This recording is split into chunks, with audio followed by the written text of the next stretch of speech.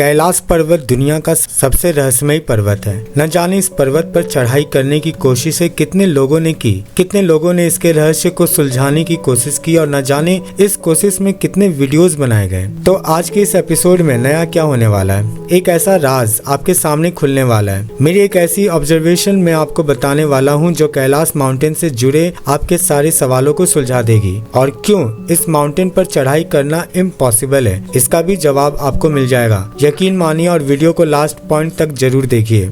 क्या आपको पता है कि कैलाश पर्वत दुनिया का इकलौता ऐसा पर्वत है जहां दो सरोवर ऐसे हैं, जिसमें से पहला सरोवर शुद्ध पानी का सबसे ऊंचाई पर मौजूद सरोवर है जिसका नाम है मानसरोवर, और दूसरा है राक्षस झील और जो दुनिया का सबसे ऊंचाई पर मौजूद खारे पानी का सरोवर है। कैलाश पर्वत दुनिया का इकलौता ऐसा पर्वत है जहाँ कई सारी विशाल नदियों का उद्गम एक साथ होता है, जो नदियाँ आगे जाकर कहीं और नदियों में विसपती हैं। भारत ही नहीं बल्कि चीन में भी बहती हैं। कैलाश पर्वत की चारों दिशाओं से चार अलग अलग नदियों का उद्गम होता है, जैसे कि ब्रह्मपुत्र, सिंधु, सतलज और कर्णाली। यही नदियां आगे चलकर गंगा जैसी भारत की प्रमुख नदी का भी उगम कर देती हैं।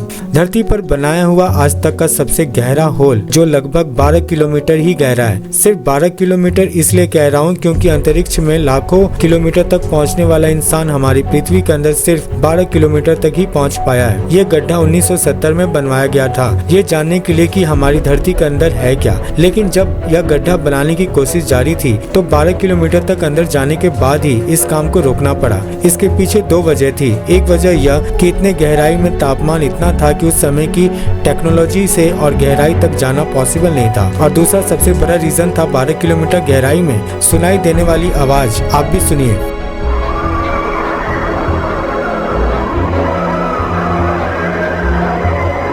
जब ये आवाज दुनिया भर में पहुंची तो कई रिसर्चर्स ने ये दावा किया था कि ये आवाज नरक की है और शायद ये लोगों की चीखें हो सकती है, क्योंकि उसके अलावा ये आवाज किसी और चीज की हो ही नहीं सकती। चलिए वो आवाज किसकी भी थी इसका दावा तो मैं नहीं कर सकता, लेकिन कैलाश पर्वत की बातें करते हुए मैं आपको धरती की गहराई में इसलिए ले गया क्योंकि इस नरक की आवाज से बिल्कुल विपरीत आवाज कैलाश पर्वत के क्षेत्र से सुनाई देती है। ये आवाज है डमरू की और ओम की, और कंटिन्यूअस डमरू बजने की और ओम की गूंज सुनाई देती है, जिसका सोर्स आज तक किसी को पता नहीं चल पाया। कैलाश पर्वत 3 धामों के लिए खास महत्व रखता है, हिंदू, बुद्ध और जैन, और इन 3 धर्मों की कई कहानियों भी इस पर्वत से जुड़ी हुई है। बल्कि सिर्फ कहानियां ही नहीं, कई निशानियां भी जुड़ी हैं। इसी में से एक निशानी है कि ओम की निशानी। जैसे कि मैंने आपको बताया कि कई लोगों के दावे के अनुसार यह ओम की आवाज सुनाई देती है, लेकिन यहाँ ओम सिर्फ सुनाई नहीं देता बल्कि दिखाई भी देता है। अब कैलाश पर्वत के ऊपर से प्लेन में बैठकर जाना तो पॉसिबल नहीं है, लेकिन गूगल मैप का इस्तेमाल करके हम इस निशान को जरूर देख सकते हैं। ये तो आपने भी सुना होगा कि कैलाश पर्वत पर आज तक कोई भी नहीं चढ़ पाया।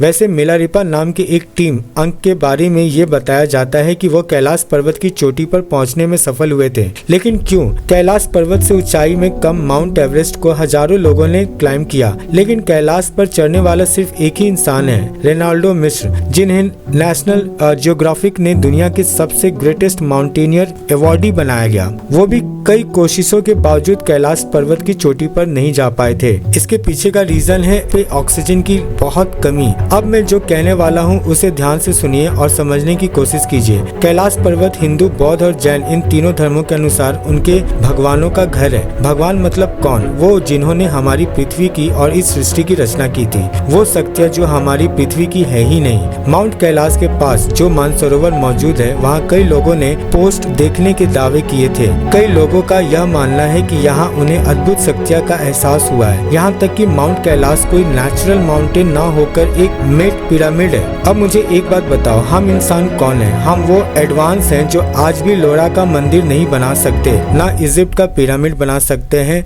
तो हम एक्स्ट्रा टेरेस्ट्रियल की अद्भुत शक्तियाँ यूं ही एहसास पूरी तरह से कैसे कर सकते हैं और कैसे हम उन्हें देख सकते हैं? हो सकता है कि एक्स्ट्रा टेरेस्ट्रियल लाखों किलोमीटर की स्पीड से ट्रैवल करते हों और उन्हें देखने की ताकत हम इंसानों में है ही नहीं। ये भी हो सकता है कि वो किसी और डायमेंशन में मौजूद हो जिन्हें हम नहीं देख सकते, इसलिए हम उन्हें सिर्फ हल्का हल्का सा महसूस कर सकते हैं और कभी कभी एक छोटी सी रोशनी के फॉर्म में सिर्फ कुछ सेकंड के लिए आसमान में देख सकते हैं, जैसे कि दुनिया भर में और मानसरोवर टावर के पास भी। कई बार ये देखने का दावा किया जा चुका है और ये सारी गतिविधियां कैलाश माउंट के पास सबसे ज्यादा होती है। तो हो सकता है कि Kailash mountain in extra terrestrial का धरती से कनेक्ट करने का ठिकाना हो, क्योंकि यह तो वो बात हुई कि जो चीज हमने देखी ही नहीं वो एग्जिस्ट नहीं करती। लेकिन ऐसा नहीं है, इस पूरे ब्रह्मांड में हम मनुष्य ही अकेले बुद्धिमान प्राणी नहीं हो सकते। अब यह मेरा ओपिनियन है और जरूरी नहीं कि ये सारे लोग इससे सहमत हो ही। अगर आप मेरे इस ओपिनियन से सहमत हो तो इस वीडियो को लाइक करके मुझे कमेंट सेक्शन में जरूर बताइए, और अगर आप नहीं हो वो भी कमेंट सेक्शन में आपका स्वागत है। आपकी राय जानने के लिए मैं बेसब्री से इंतजार कर रहा हूँ।